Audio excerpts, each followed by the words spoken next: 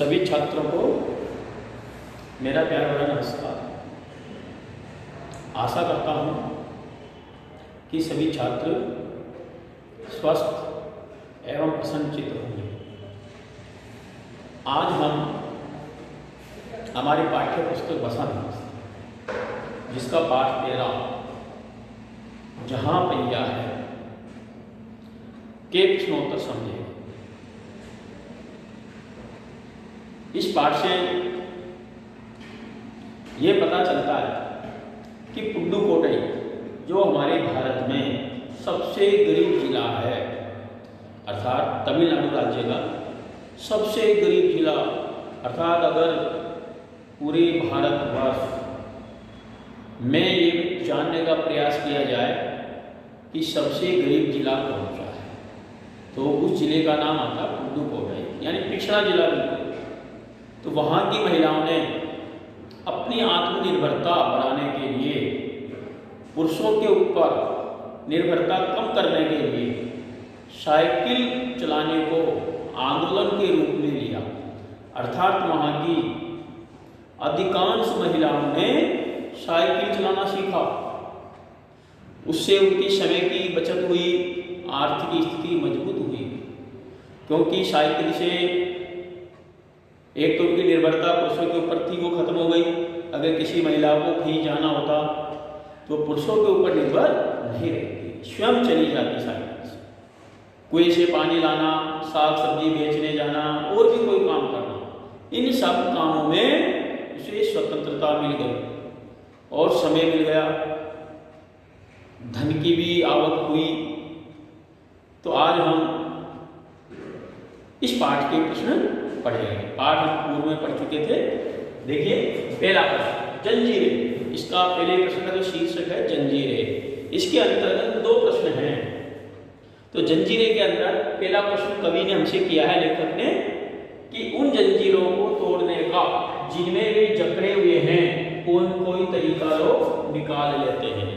यानी समाज में हमारे पुराने लोगों ने रूढ़िवादिता के नाम पर जो जंजीरें बांध रखी है, जो बेड़ियां बांध रखी है कि महिलाएं हैं ये साइकिल नहीं चला सकती, महिलाओं को साइकिल चलाना शोभा नहीं देता, ये जंजीरों को तोड़ने का लोग कोई तरीका निकाले देते हैं। आपके विचार से लेखक ने जंजीरों के द्वारा किन समस्याओं की ओर इशारा किया। देखिए लेखक जंजीरों के माध्यम से पुडुकोट्टई जिले की महिलाओं की विभिन्न समस्याओं की ओर इशारा कर रहा है कि महिलाएं रूढ़िवादिता की शिकार थी। रूढ़िवादिता का मतलब होता है प्राचीन काल से जो चला आ रहा है उसको मानना, आंख बंद करके उस पर विश्वास करना।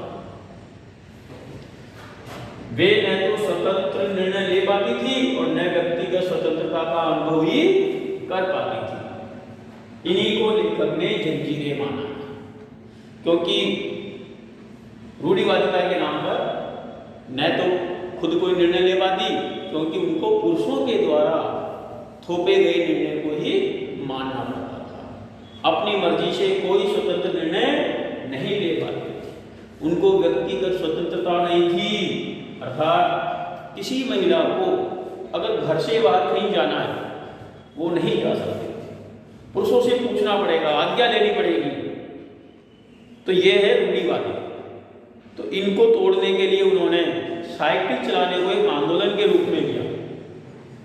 प्रश्न दूसरा इसी से संबंधित, क्या आप लेखक की इस बात से सहमत है? कौन सी बात? जंजीरों वाली बात। यानी जो जंजीरें बना रखी इसको तोड़ने के लिए जो महिलाओं ने कार्य किया, क्या आप इस बात से सहमत है? बिल्कुल हम इस बात से पूर्णतया सहमत है। लेखक की इस बात से हम पूरी तरह सहमत हैं।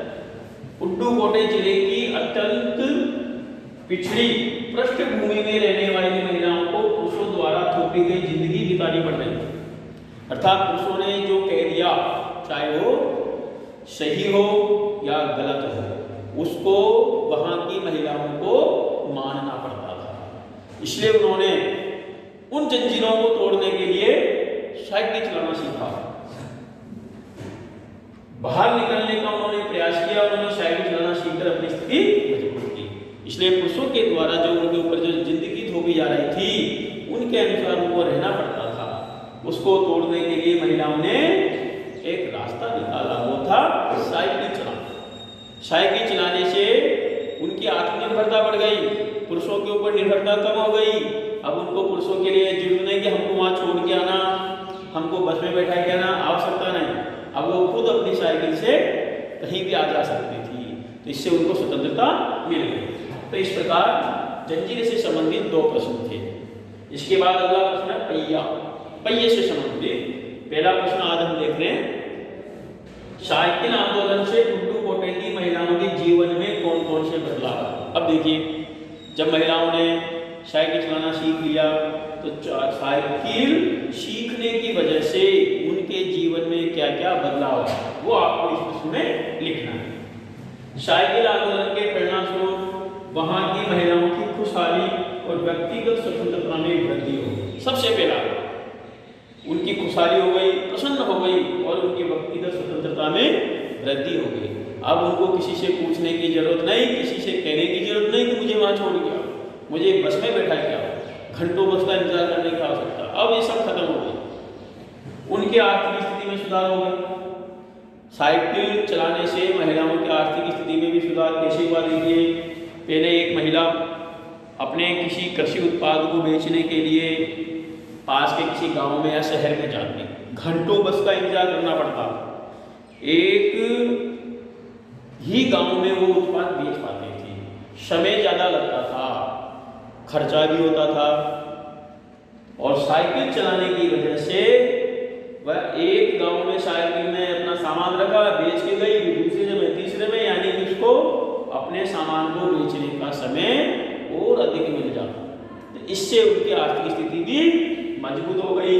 श्रम और समय की बचत हुई, समय की बचत हो गई। बस के इंतजार करना पड़ता, क्या पता कितने दिन बस आएगी, और श्रम मेहनत भी कम होने लगी। अपने पूरे वजन को सिर पे रख के लेके जाना पड़ता, बस में लेके जाना पड़ता या पैदल लेके जाना पड़ता।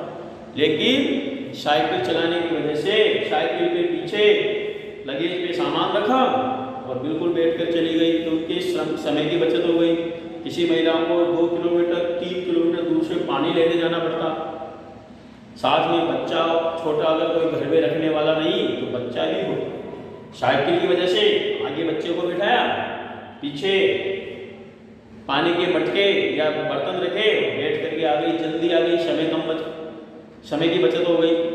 तो इस प्रकार साइकिल आंदोलन से वहां की महिलाओं के जीवन में बहुत सुधार हुआ।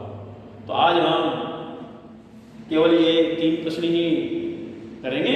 इन तीनों प्रश्नों को आपको गृह कार्य की कॉपी में सुंदर सुंदर लेख में करना है और याद भी करना है। शेष प्रश्न हम अगली ऑनलाइन कक्षा में करेंगे। धन्यवाद।